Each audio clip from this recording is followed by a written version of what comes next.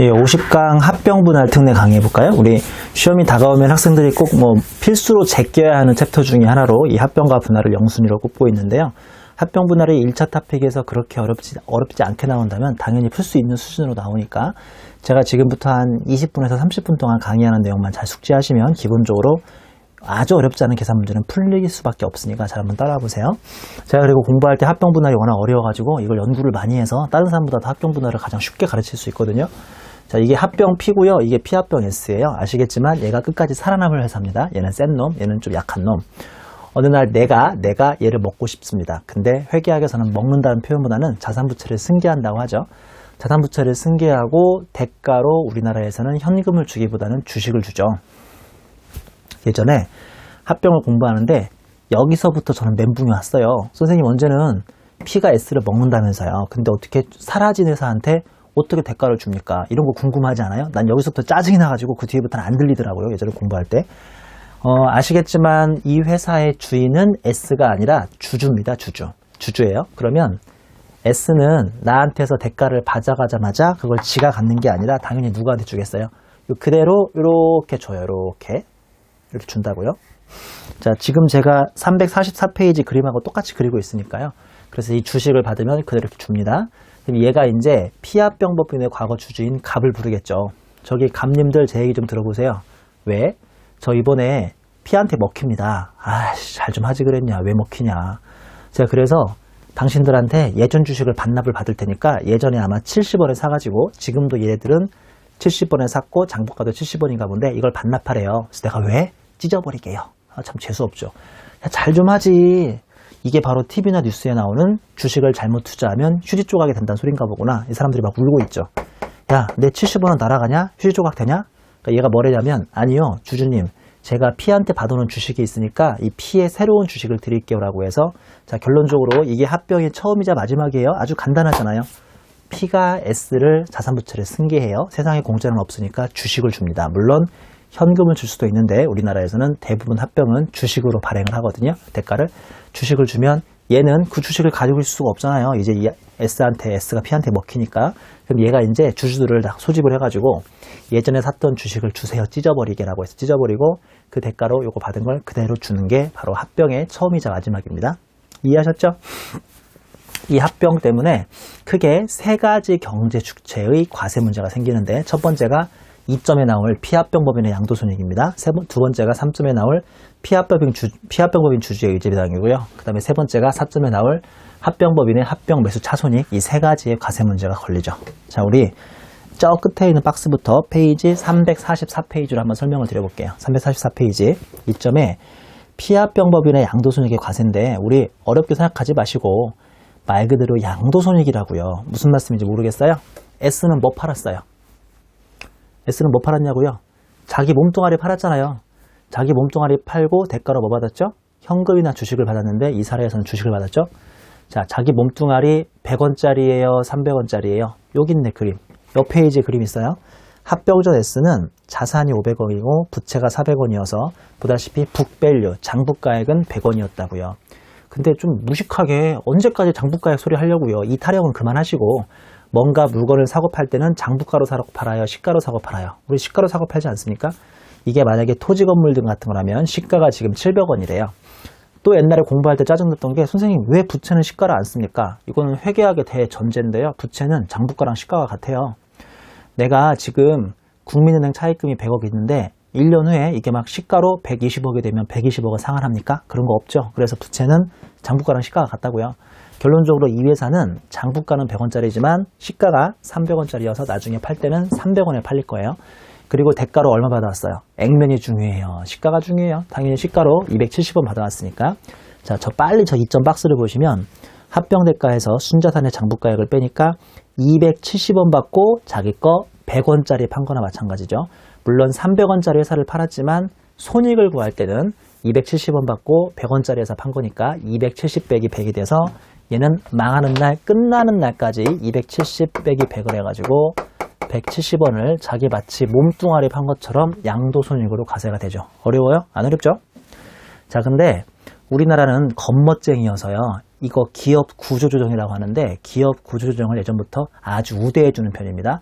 즉 센 놈이 작은 놈을 먹어줘가지고 세금을 많이 내게 하거나 경영의 효율성을 기여하면 나쁠 게 없잖아요. 그래서 지금부터 잘 보시면 이 자리에다가 특례로 무슨 요건만 만족하면 100 빼기 100을 해가지고 지금 당장은 세금 안 내게 해주죠. 이 저 노란색은 좀 이따 배울게요. 얘 보면 피합병법인의 주주의 의지배당이죠. 이놈의 의지배당이라는 망령은 잊을만 하면 또 나오고 잊을만 하면 또 나오죠. 의제배당이 뭡니까? 유형 1, 유형 2가 있죠. 유형 1은 잉여금의 자본전입이고 유형 2는 감퇴, 탈해, 합분이 있어요. 합병이나 분할로 인해서 자기 예전 주식을 찍겼는데 뜻밖의 대박 더 높은 대가를 받는 게 의제배당 유형 2였죠. 자, 자기는 지금 얼마 찍혔습니까? 70원 찍혔는데 나는 휴지조각 될 줄 알았는데 웬일로 270원짜리 주식을 받았으니까 피합병 주주는 끝나는 날까지 200원에 지금까지 못 받았던 배당이라고 해서 의제배당을 200원을 받는 거죠. 잠깐만, 나 이럴 줄 몰랐다. 야, 나는 그냥 새로운 주식 준다길래 그냥 오케이 했는데 나 세금 내야니? 야, 그럼 이 합병을 반대하겠다. 나는 세금 내기 싫다. 자, 그러면 또 이 사람을 위해서 270짜리에다가 70 빼기 70을 해서 0을 넣어주죠. 자, 이렇게 여기에 100을 넣어주거나 여기에 70을 내주는 것을 뭐라고 하냐면 적격 합병이라고 하죠. 이게 뭔지는 좀 이따 설명드릴게요. 자, 중요한 건 얘죠. 얘 4. 합병법인의 합병매수차 손익 바로 내 얘기입니다. 내 얘기. 자, 이거 책을 보면서 한번 정리를 해보겠습니다. 345페이지 보면 위에 표에 보시면 여기 잘 보세요. 재무상태표 500짜리, 400짜리, 100짜리를 사오는데 여기 박스에 뭐라고 써있어요? 책에 기업회계는 일단 무조건 시가로 끌고 옵니다. 잘 보셔야 돼요. 시가로 끌고 와요. 자, 그러면 사왔으니까 500 찍히겠어요? 700 찍히겠어요? 700 찍히죠? 부채는 어차피 400 찍히죠? 자, 자본금 얼마 들고 와요? 빨리 얘기 좀 해보세요. 자본금 얼마 들고 와요? 60원 들고 와요? 이거 완전 엄한 소리죠. 자본금은 찍혔다니까요. 얘가 가지고 있던 70원짜리 주식은 찍혔기 때문에 새로운 자본금으로 액면이 얼마가 들죠? 50원이 들죠. 제발 엄한 소리 하지 마세요. 그리고 주발초는 270원짜리 50원짜리 발급하면서 270원의 시가가 있으니까 220원 나오잖아요. 맞죠? 그러면 합병하면서 결론적으로 지금 P는 S라는 얼마짜리 회사를 사오는 거예요. 얼마짜리 회사? 300원짜리 회사 사오죠? 여기 있잖아요. 300원짜리 회사. 300원짜리 회사 사오면서 대가는 얼마밖에 안 줍니까? 270원밖에 안 주죠. 이 270원밖에 안 주니까 결론적으로 염가 매수 차익이라는 플러스 30원이 손익계산서에 원튼 원하지 않든 염가 매수 차익이 30원이 찍히죠. 이해하셨죠? 이거 지금 기업회계의 세법이에요. 이거는 여기까지는 지금 기업회계예요. 기업회계. 근데 세법이 이게 제일 중요한데 세법이 얘입니다. 얘. 이게 비적격 합병이 있고요. 그 다음에 적격 합병이 있어요. 자, 이거는 좀 암기 제발 하세요. 비적격 합병은 세법에서 뭘로 끌고 오냐면 시가를 끌고 와요. 그 다음에 적격 합병은 세법에서 장부가를 끌고 옵니다. 이거 좀 반드시 암기하셔야 합니다. 특히 요거 무조건 암기하셔야 합니다. 요거 적격 합병이면 장부가를 끌고 옵니다. 이거 무조건 암기예요. 무조건 암기. 이거 암기하셔야 문제 풀립니다. 이 두 개 꼭 암기. 얘는 별표 3개, 얘는 별표 1개. 왜냐면 실무에서 거의 8, 90%가 적격합병으로 이루어지기 때문이죠. 자, 그럼 지금부터 적격합병이 먼저 설명을 드릴게요. 345페이지에 1번 네모에 합병의 개요가 있는데요. 자, 양가로 2번 보시면 적격합병 요건이라고 해서 반가로 1번 사업목적 합병인데 너무 당연하죠. 합병 등기일 현재 1년 이상 사업을 계속하던 애들끼리 합병을 하는 것을 사업목적의 합병이라고 하는데 얘도 1년 됐어야 하고 얘도 1년 됐어야 하는데 너무 당연한 거예요. 당연히 그러지 않겠어요? 반가로 2번 지분의 연속성이라는 게 있어야 하는데 이게 제일 중요해요. 자, 적격합병이 지금까지 본 것처럼 상당히 납세자한테 유리한 제도인데 적격합병에는 3가지 요건이 있는데 그 중에 두 번째 요건인 지분의 연속성이 아주 중요하죠. 지분의 연속성이 아주 중요합니다.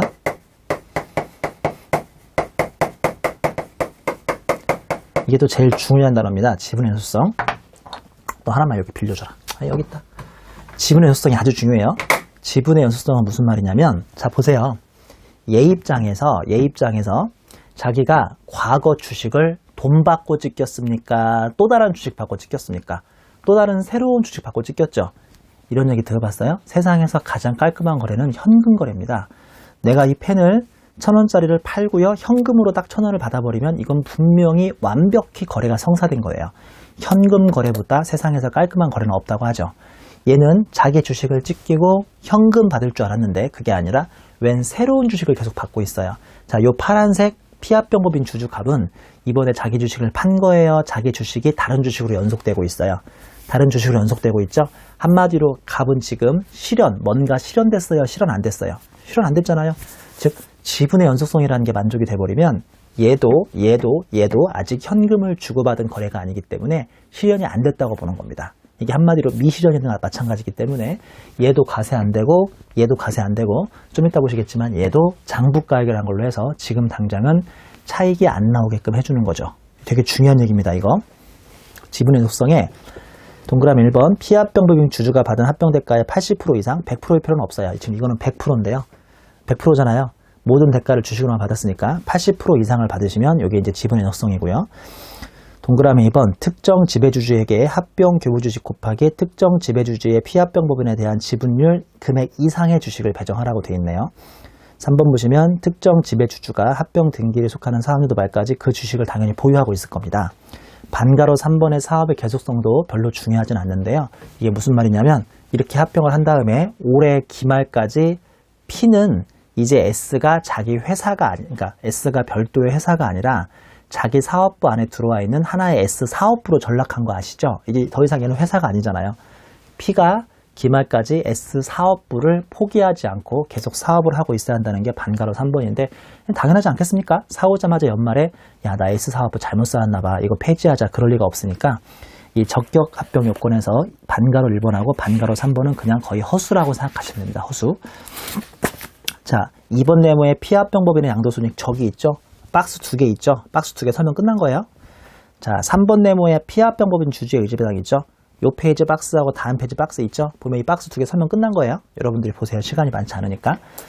자, 4번 네모 347페이지의 4번 네모에 피합병법인의 합병 매수 차손익이 바로 여기 있습니다. 여기 있는데 양가로 1번 비적격이면 요거 시가로 끌고 온다고 해서 박스에 지금 시가 빼기 양도대가가 있죠.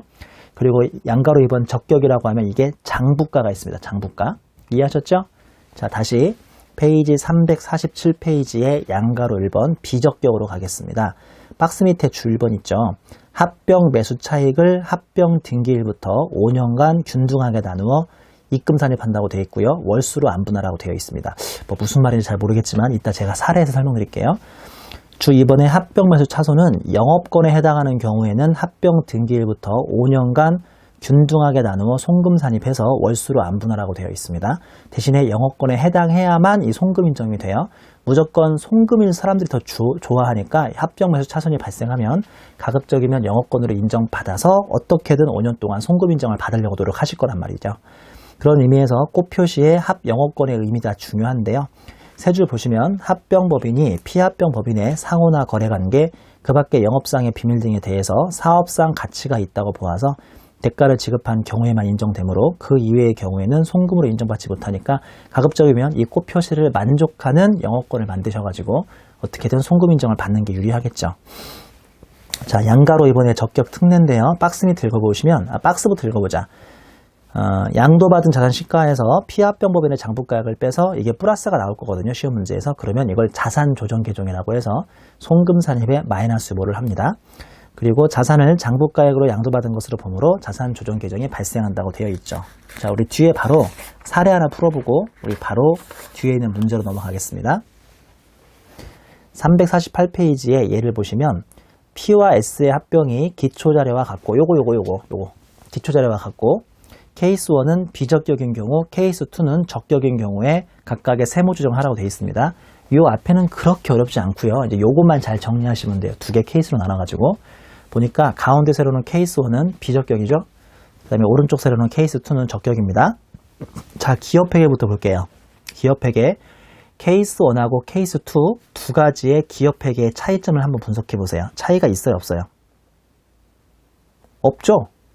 왜 없는지는 아시죠? 여기 있잖아요, 여기. 자, 다시 이거 중요합니다. 지금 이게 합병전 S고요. 이건 합병한 후에 S라는 회사가 아니라 P사 안에 들어가 있는 S 사업부라고 그랬어요. 맞죠? 이거 지금 기업회계예요, 세법이에요, 이거. 이거 기업회계냐고 세법이냐고. 이거 다 써있네. 기업회계죠. 자, 기업회계는 일단 자산부채를 다 장부가로 가져온다, 시가로 가져온다, 시가로 가져온다. 그러니까 그 지금 해답의 첫 번째 가로는요, 당연히 똑같아요. 케이스 1을 보든 케이스 2를 보든 당연히 이렇게 식가로 가져오는 거 똑같다고요. 공부할 필요가 없잖아요. 지금 다 끝났으니까. 자, 그 밑에 T를 잘 보세요. T를 이렇게 잘 보세요. 이렇게. T를 가로로 잘 보시면 케이스 1은 비적격일 경우죠. 그러면 보다시피 자산을 지금 얼마로 가져오고 있어요? 700원으로 가져오고 있죠.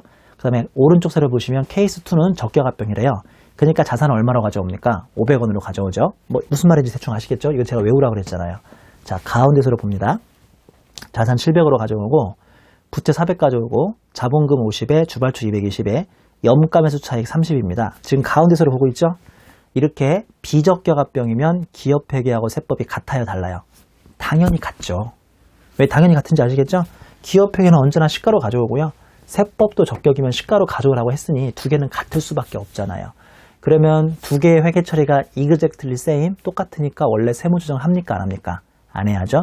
근데 특이하게 답을 보니까 이 세법에서는 끝까지 기업 구조조정 개편이라고 해서 비적격이어도 이 염가매수 차익을 일단 세금 내라 나지 말라, 일단 내지 말라고 해서 입금불산입에 염가매수 차익을 30에 마이너스 유보를 해주고 있죠. 보이시죠? 보이시죠? 근데 요거는 마이너스 유보니까 언젠가 뱉어내야 하는데 올해 포함해서 앞으로 5년 동안 계속 월화 생각해서 반대조정으로 뱉어냅니다. 자, 1월 1일날 합병이 있었다고 가정하면 30을 오늘부터 올해 연말부터 66666으로 입금 산입을 5번을 해줘야죠. 자, 다시 한번 지금 보시는 거 비적격이에요. 이거 지금 기업회계예요, 세법이에요. 이거 기업회계라니까요. 기업회계는 시가로 처리합니다. 지금 보시는 비적격도 세법도 시가로 처리하니까 다시 한번 가운데 세로의 기업회계하고 세법은 회계 처리가 같다 다르다? 같다니까요. 같으면 원래 세무조정 없어야 하는데 끝까지 세법이 혜택을 발휘해서 여기 나오시는 염가매수 차익을 일단 입금불산입으로 없앤 다음에 올해부터 월화상각으로 6원씩 5번 동안 입금산입으로 반대조정으로 뱉어냅니다. 따라오셨어요? 이거 어렵다고 생각하면 진짜 어렵고요. 최대한 제가 지금 간단하게 설명하고 있는 거니까 끝까지 한번 잘 들어보세요. 어떻게든 맞출 수 있도록 노력해봐야 하니까. 자, 이번에는 오른쪽 세로인데 케이스 2는 적격합병입니다. 자, 적격합병은 제가 무조건 이거 암기하라고 그랬죠. 장부가를 끌고 옵니다. 자, 첫 번째 칸 보세요. 이건 기업회계인데 다시 보실 필요 없다니까요. 요거랑 똑같으니까. 기업회계는 적격이든 부적격이든 비적격이든 무조건 시가로 끌고 오고 있고요. 자, 밑에 칸, 가운데 칸 가보시면 세법은 보다시피 자산을 얼마로 끌고 오고 있죠? 장부가로 500을 끌고 오고 있죠. 그리고 부채는 400 끌고 오고 있고요. 자본금은 어쩔 수 없이 액면 50을 끌고 와야 하니까 고민 끝에 주발초를 얼마를 끼워 넣냐면 50만 끼워 넣고 있어요. 그럴 수밖에 없네요. 왜냐면 더 이상 끼워 넣을래야 끼워 넣을 수가 없으니까 주발초 50으로 끝나버리죠. 그러면 지금 위에 칸하고 이번 칸은 세무조정이 나와야 안 나와요? 나오죠? 일단 뭐부터 줄여야 합니까? 자산을 700원에 있는 것을 500원으로 줄여야 하니까 송금산입의 자산조정 계정, 그 유명한 이걸 자산조정 계정이라고 하는데 200의 마이너스 유보로 일단 자산을 낮춰주는 거예요. 그리고 끝난 거 아니죠. 하나 또 있죠. 뭐가 있냐면 기업회계 주발초는 220인데 세법상 주발초는 50밖에 인정이 안 돼요. 주발초가 전형적인 입금 항목이에요? 익불 항목이에요? 주발초는 익불 항목이죠. 자본거래니까 이 주발초를 170을 줄여야 하니까 익불을 감소시켜야 하니까 거꾸로 세무조정은 뭐를 해줍니까? 입금 산입을 해주죠. 그래서 입금 산입에 170에 자본을 건드는 기타를 해주는 겁니다. 이것도 한번 생각해 보시면 쉽다니까요. 원래 주발초는 익불인데 익불을 170만큼 감소시켜야 하니까 거꾸로 입금 산입 170하고 자본을 건드니까 기타죠. 자, 결론적으로 케이스 2에 입금 산입 170하고 입금 불산입, 즉 송금 산입 200을 해주니까 두 개를 플러스 마이너스 짬뽕시키면 뭐를 30 해주는 거예요. 뭐를 30? 입금 불산입을 30 해주는 거죠. 그게 무슨 의미인지 알겠죠? 기업회계가 잡은 염가매수 차익을 세법에서는 지금 세금 안 낸다. 그래서 입금 불산입에 30이 되는 겁니다. 이해하셨어요? 이 정도만 알아도 지금까지 나왔던 1차 수준의 합병의 계산 문제는 다 풀립니다. 물론 5번 네모에 합병 관련 기타 규정이라고 해서 계산 문제가 아닌 말 문제들이 나와 있는데 제가 말 문제들은 한 칸 한 칸 끝날 때마다 거기다 예를 써놨어요. 예를 안 보시면 너무 어려우니까 예를 들어 써왔으니까 요 한번 이 내용을 여러분이 쭉 읽어보시는 걸로 하죠. 지금 시간이 많지 않으니까요. 요 말 문제는 혼자 봐도 충분히 무슨 말씀인지 아실 수 있으니까 제가 뒤에 나오는 바로 계산 문제로 과거에 어떤 수준의 문제들이 나왔는지 풀어드리겠습니다. 자, 352페이지 1번 문제 갑니다. 다음 자료를 이용하여 갑법인의 합병 매수차인 을법인의 양도차인 양도차익, 병법인의 의제배당 금액을 각각 계산한 것으로 옳은 것은 단 갑, 을, 병법인은 모두 영리대고법입니다. 요게 갑인 거 아시죠? 그 다음에 요게 을이죠. 요게 병이네요. 자, 양가로 1번. 갑은 을법인을 2015년 1월 1일 흡수합병했으며 이거는 비적격에 해당한답니다. 그러면 기본적으로 0을 찾으면 안 돼요. 3번하고 5번은 답이 될 수가 없다고요. 0이 나올 수가 없잖아요. 자, 그 다음에 양가로 2번에 합병 직전 을법인의 재무상태표는 다음과 같다고 해서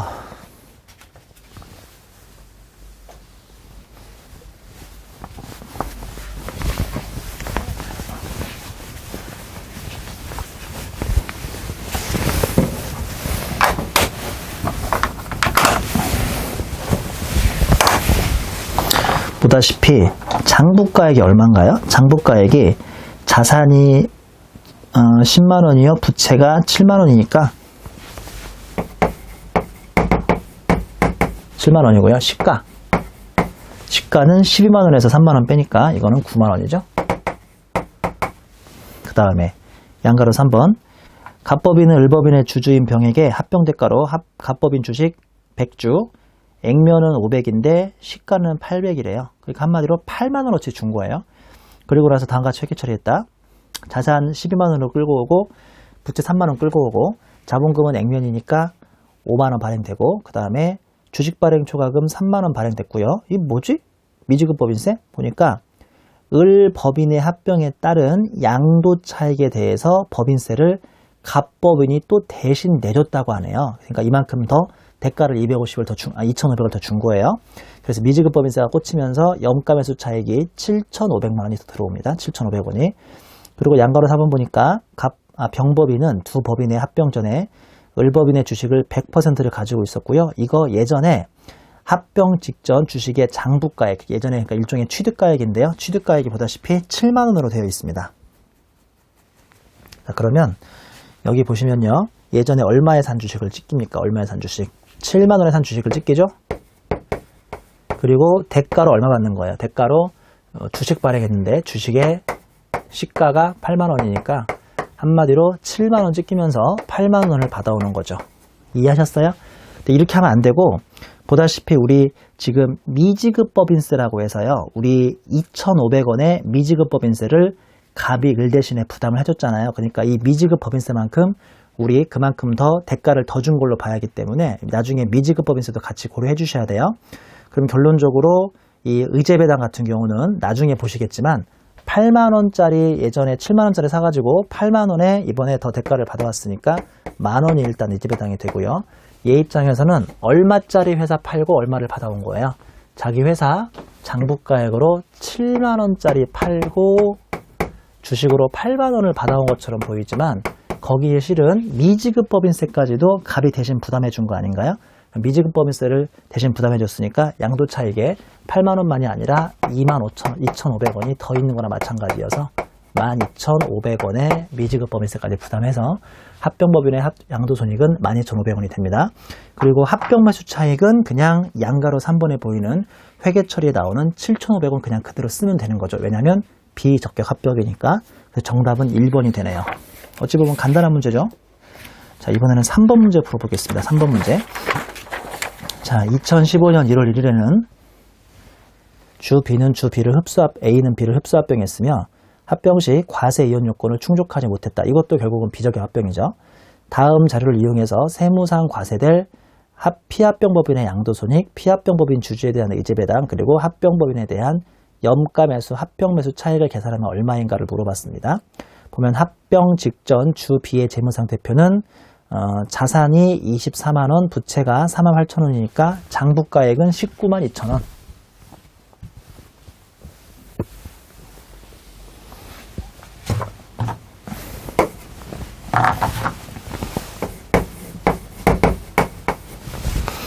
그 다음에 양가로 2번 주 B의 자산의 시가는 36만원이래요. 그럼 여기서 12만원 더 더해야 하니까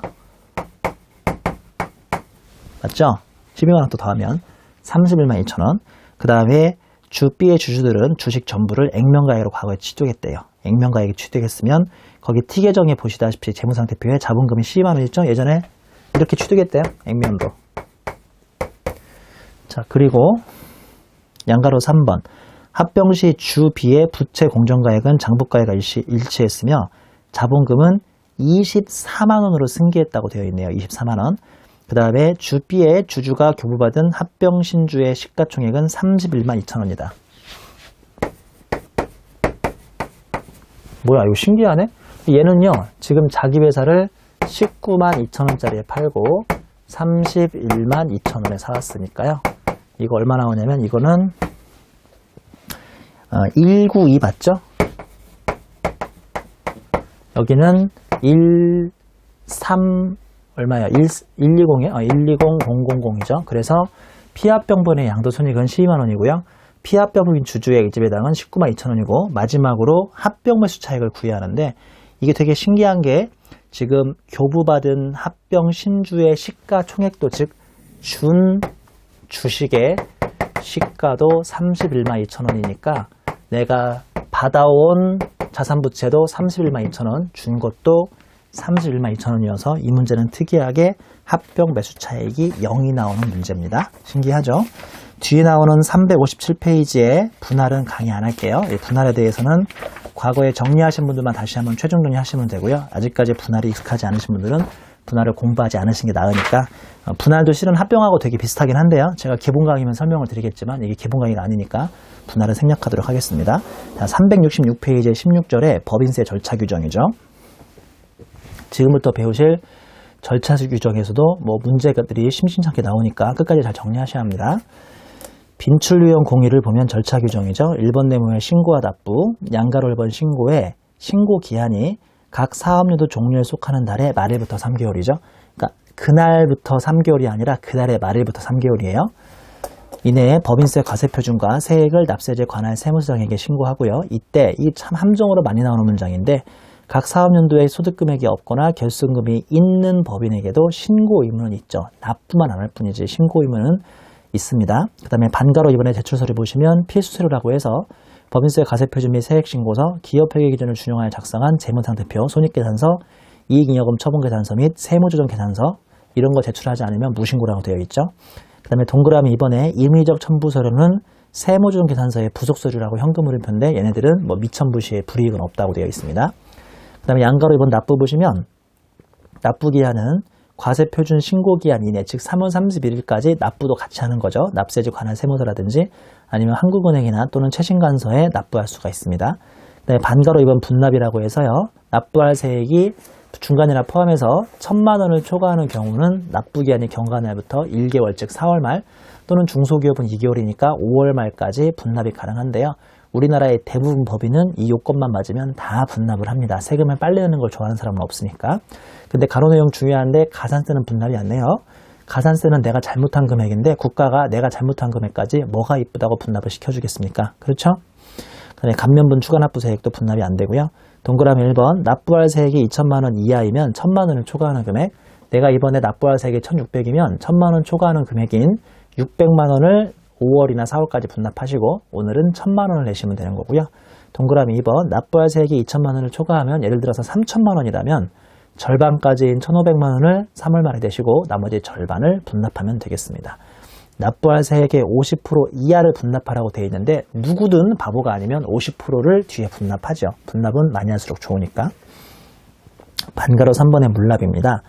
내국법인이 공공사업용으로 해당 공공사업의 시행자에게 토지 등을 양도하거나 수용됨으로써 발생하는 소득에 대한 법인세는 해당 토지 등의 대금으로 받은 채권으로 납부할 수 있죠. 그러니까 한마디로 물납은 물건으로 납부하는 건데요. 어떻게 법인세를 물건으로 납부하겠어요? 근데 그럴 수도 있는 게 내가 단기 중에 뭔가 과표가 나온 것은 딱 한 건입니다. 오래된 우리 토지 건물을 남한테 팔았더니만 상대방이 나한테 돈으로 대가를 준 게 아니라 채권 한 장, 종이 쪼가리 하나로 이렇게 준 거예요. 나도 너한테 받은 땅에다가 새로 건물을 올려가지고 이게 나중에 잘 되면 그때 돈으로 줄게. 지금은 이렇게 채권 받아가라고 해서 채권 하나밖에 안 받아왔죠. 나는 근데 이 채권 받아온 거 빼고는 이번에 세금 낼 일이 없는 거예요. 그래서 별 수 없이 이 받아온 채권으로 세금을 내게 하는데 이걸 물납이라고 합니다. 동그라미 1번 이 채권의 평가는 상증법에서 배우는 유가증권 평가대로 하시면 되고요. 이번에 대상 금액은 법인세 물납은 적어도 1,000만 원을 초과해야만 가능하고요. 물납 신청은 과표 신고기한 10일 전까지 즉 3월 20일까지는 신고하셔야 하고요. 그 다음에 4번에 물납 한도는 우리 공공사업 시행자에게 양도하거나 수용되어 발생한 부동산 양도차익에 대한 법인세까지만 그 채권 받아온 것 때문에 세금 낼 일이 있는 거 아니에요. 그 세금 낼 일까지만 물납을 할 수가 있습니다. 자, 다음 페이지 외부회계 감사 대상 법인의 신고기한 연장인데 이게 되게 안 좋은 거거든요. 기본적으로 법인세를 3월 31일까지 내려면 결산이 3월 31일까지 끝나는데 지금 우리 회사가 결산 능력이 워낙 부족해서 외부 감사인들이 공인회계사들이 3월 말까지 지금 감사보고서를 못 내고 있는 거예요. 완전 개한습입니다. 제가 지금 11년차 동안 이런 회사가 단 한 번도 없었거든요. 그러면 법인세도 한 달을 연장해서 4월 말까지 신고할 수 있게 해주고 있는데 이때 한 달 동안 이자는 내셔야겠습니다. 그러면 세 줄 끝나고요. 그 밑에 제가 예로 아까 분납을 언제까지 하는지 그 다음에 가산세는 빼고 분납한다는 거 예로 써 있으니까 한번 읽어보시고요. 이번 내무에는 중간연합이죠. 양가로 이번에 취지를 보면 12월 말 결산법인을 기준으로 6월까지의 법인세를 2달 후인 8월 31일까지 납부합니다. 그리고 내년 3월에는 너무 당연하지만 6월 말까지 분납한 거, 아니 중간연합한 거 빼고 나머지 금액만 차감납부세로 납부하시면 되겠죠. 양가로 2번 대상법인은 내국법인 중 각 사업연도 기간이 6개월 초과입니다. 이거 1년 초과 당연히 아니에요. 6개월만 넘어가시면 6개월 잘라서 중간연합하는 거니까 6개월 초과하는 법인은 중간연합이 있고요. 양가로 3번의 재해법인이라고 해서 신설법인. 왜냐하면 중간연합은 일반적으로 작년 세금의 절반을 내는 게 일반적인데 신설법인은 작년 세금이 없잖아요. 신설법인. 그 다음에 동그라미 2번 중간연합 기간 중에 휴업 등의 사유로 사업수익금액이 아예 없는 법인. 3번의 청산법인과 국내사업장이 없는 외국법인. 4번에 고등교육법에 따른 사립학교를 경영하는 학교법인, 산학협력단, 서울대학교, 울산과학기술대학교, 인천대학교 등등이 재해법인이 되고 있습니다. 양가로 4번 보시면 중간연합 세액계산이라고 해서 다음 둘 중 선택할 수 있다고 되어 있는데요. 1번 일단은 작년 기준의 절반을 내는 게 박스에 있죠. 직전 사실주액에서 보다시피 직전 감면곤지세액 빼고 직전 원천납부세액 빼고 수시부가세까지 뺀 다음에 직전 사업연도 월수 나누기 6이죠. 그러니까 한마디로 12분의 6 하라는 소리예요. 대부분 12개월이 한 연도가 되니까. 그리고 이때 가산세는 포함하시고 토지 등 양도세에 대한 법인세, 그 다음에 올해 새로 생긴 미완료소득 법인세는 제외하라고 되어 있습니다. 동그라미 2번에 가결산 방법이라고 해서요. 이거는 6개월 동안을 진짜 가결산을 내서 제대로 세금을 내는 경우죠. 보통 실무에서 이 가결산으로 내는 회사들은 작은 회사들은 이렇게 안 해요. 귀찮으니까. 좀 큰 회사들은 이렇게 가결산을 하는데요. 작은 회사들은 가결산하지 않습니다. 보면 박스에 보시면 중간연합 기간의 과세 표준을 6분의 10이 합니다. 왜 그런지 알죠? 6개월짜리를 1년으로 환산하고 있는 거잖아요. 곱하기 세율 곱하고 다시 12분의 6을 한 다음에 중간연합 기간까지 즉 6개월 동안의 감면공제세액, 원천징수세액, 수시부가세액을 빼고 중간연합을 하고 있습니다. 밑에 신고납부 보시면 중간연합세액이 1,000만 원을 초과하면 이것도 분납이 가능하고요. 중간연합세액도 납부하지 않으면 납부불성실 가산세가 붙게 되어 있죠. 다음 페이지 중간연합 의무가 없는 법인들 제가 만들어 왔으니까 한번 보시고요. 그 다음에 추 2번 얘는 중간연합 기간을 실적 기준으로만 합니다. 무슨 말씀이냐면 얘네들은 전기의 절반을 세금 내는 게 아니라 무조건 실적 기준으로 해서 6개월을 가결산하셔야 돼요. 가로 열고 대부분 전기 법인세가 없는 경우라고 그랬죠. 동그라미 1번 직전 사업연도의 법인세로서 확정된 산출세액이 없습니다. 동그라미 2번 해당 중간연합기간 만료일까지 직전 사업연도에 법인세액이 아직 확정되지 않은 거고요. 3번은 분할 신설법인 및 분할 합병의 상대방 법인의 분할 후 사업연도의 경우도 중간연합을 실적 기준으로 할 수가 있습니다. 그 다음에 주 3번 보시면 얘는 직전 연도에 실적 기준만 하는 건데 중간연합 기간이 납부기한이 경과하면 별 수 없이 직전 연도에 실적 기준만 할 수밖에 없고요. 3번 내무의 원천징수죠. 아시겠지만 원천징수는 소득세에서 훨씬 중요하고요. 이 법인세에서의 원천징수는 그렇게 중요하지 않는데 법인세 원천징수는 딱 두 개밖에 없어요. 하나는 이자 주고받을 때, 하나는 배당 주고받을 때가 아니라 배당 중에서 투자신탁의 이익이라는 것을 주고받을 때만 원천징수를 하고요. 이자는 또 웬만하면 14%인데 비영업대금의 이익만 25%고 나머지는 다 14%가 되겠습니다. 특히 그 표 안에 있는 반가로 2번 조심하세요. 배당은 모든 배당에 원천징수를 하는 게 아니라 투자신탁의 이익이라는 것만 주고받을 때 배당에 대해서는 원천징수 한다는 것도 기억하셔야 하고요. 양가로 이번에 납부기한인데 원천징수는 해당 소득을 지급할 때 하며 원천징수 해놓은 것은 다음 달 10일까지 대신 우리가 납부해줘야 하고요. 단 직전 연도의 상시 고용인원이 20명 이하인 경우에는 매달 원천징수한 것을 내는 게 워낙 힘든 일이니까요. 관할 세무서장으로부터 반기별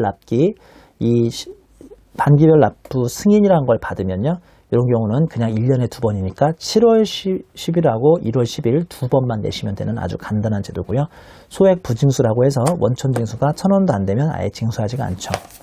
4번 메모의 결정, 경정, 이거는 제가 항상 법소부 끝날 때마다 얘기했지만 아주 그냥 일반적인 경우는 아니고 지금 납세 의무자가 세금을 신고하지 않고 무신고가 되면 결정이나 경정을 받는다고 그랬죠. 보면 결정사유 보시면 내국법인이 신고기한까지 법인세 과세표준 및 세액을 신고하지 않는 무신고이면 결정을 받습니다. 그리고 양가로 2번 경정사유는 뭔가 우리가 신고를 하긴 했는데 잘못됐을 경우 국가가 고쳐주는 제도를 제가 경정이라고 한다고 그랬죠.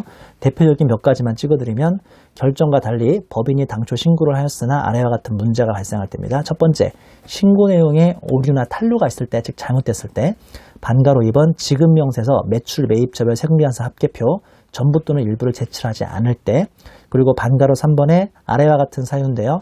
혹시나 동그라미 1번 신용카드 가맹점 가입 요건에 해당했는데 신용카드를 가입하지 않았을 경우 등등이 있습니다. 자, 양가로 3번으로 내려오시면 결정, 경정 방법은 당연히 아무리 결정이나 경정을 한다고 하더라도 찍어서 하면 안 되니까 원칙은 실질조사 하셔야 하는데 이제 그게 없으면 추계조사라고 해서 왜 우리 소득세에서 기준경비율, 단순경비율 배운 거 있죠? 그 방식으로 추계해서 하고 있고요. 제일 끝에 수익금액에 플러스 준비금과 충당금을 더해 주십니다. 이거 왜 제가 소득세에서 차감한다, 뭐 더한다 해서 우리 말문제나 장난친 거 있죠? 보다시피 여기선 더해주고 있고요. 5번 메모에 수시부가세액인데요.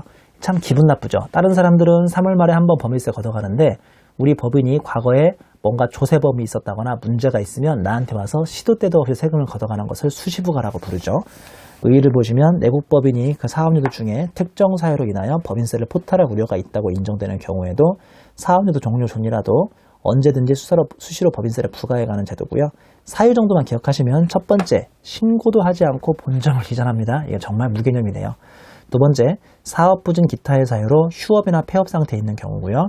그다음에 세 번째는 기타 조세를 포탈할 우려가 있다고 인정되는 경우, 네 번째는 법인이 외국군 등으로부터 사업 수익 금액을 외국한 은행을 통하여 외환증서 또는 원화로 영수하는 경우고요. 그 밑에 3번, 4번, 5번 뭐 이런 것들은 계산 문제까지는 깊숙하게 보실 필요 없으니까 참고만 하시고요. 우리 문제를 바로 풀어보겠습니다. 1번 문제. 법인세 중간연합에 관한 설명이 옳지 않은 것은 1번 각 사업연도의 기간이 6개월 이하인 법인은 중간연합세액에 납세금을 치지 않는다. 왜냐하면 6개월 초과라고 했으니까. 2번 합병이나 분할에 의하지 아니하고 새로 설립된 법인의 경우 설립 후 최초의 사업연도에는 중간연합세액에 납부 의무를 치지 않는다. 아까 말씀드렸죠? 3번 중간연합세액은 그 중간연합기간이 지난 달부터 2개월 이내 납부하시고요. 4번 고등교육법에 따른 사립학교를 경영하는 학교법인하고 산업교육진흥 및 산학연 협력 촉진에 관한 법률에 따른 산학협력단은 중간연합 없다고 그랬고요. 5번 중간연합도 분납을 허용해 줘야 하는데 분납을 허용 안 했다고 했으니까 5번이 틀린 설명이고요. 2번 문제 법인세법상 영리내국법인의 신고 및 납부에 대한 설명이다. 옳지 않은 것은 1번 자진 납부할 세액이 있고 사업연도가 2015년 10월 24일이냐면 그날부터 3개월이 아니라 그날의 마지막 날, 즉 그달의 마지막 날인 10월 31일부터 11월, 12월, 1월 31일까지 법인세 납부하면 되시고요. 2번 자진 납부할 세액이 1,000만 원을 초과하는 중소기업의 경우 납부기한이 경과한 날부터 얘는 1개월이 아니라 2개월 이내 분납할 수 있죠. 3번 각소금액이 없거나 결손금만 있어도 일단 신고를 하셔야 하죠. 4번 중간연합의 신고납부는 중간연합 기간이 경과한 날부터 2개월 이내에 하셔야죠. 45일이 아니라 4번이 오답이고요. 5번 법인세 과세표준을 신고하면서 재무상태표를 첨부하지 않으면 이거 당연히 무신고입니다. 무신고. 자, 우리 뒤에 나오는 가산세 부분 있죠. 솔직히 법인세에서의 가산세는 속 중요하지 않거든요. 왜냐하면 문제가 법인세, 가산세 문제만 나오는 게 아니라 보통 신고불성실 가산세, 납부불성실 가산세가 나오는데 이거는 법인세 가산세가 아니라 엄밀히 말하면 국기법 가산세니까요. 법인세만 나오는 가산세는 그렇게 시험에 중요하게 나오진 않습니다. 자, 양가로 1번 무기장 가산세라고 해서 기장하지 않으면 산출세액의 20%까지 가산세를 매기는 제도고요. 양가로 2번 법정 증빙서류 미수치 가산세는 3만 원 초과 거래에 대해서 증빙을 받아오지 않으면 오른쪽 세로에 2%의 가산세가 있습니다. 그 다음에 양가로 5번 지급명세서 제출 불성실 가산세라고 해서 우리 법정기한 주로 2월 말이고요. 3월 초도 있는데요. 그때까지 지급명세서 제출을 하지 않으면 2%의 미제출 불분명한 지급금액의 가산세가 있습니다. 우리 그 외 것들은 다시 말씀드리지만 법인세만 나오는 것들이어서 시험 문제 거의 안 나온다고 생각하면 되고요. 예를 들어서 11번 문제, 12번 문제 보시면 얘네들도 우리 국기법에 있는 신고불성실이나 납부불성실 가산세가 있지 금방 앞장에서 배웠던 법인세에서만 나오는 가산세는 거의 이제 존재하지 않죠. 잠깐만 쉬었다가 제가 11번 문제를 풀어드리도록 할게요. 수고하셨습니다.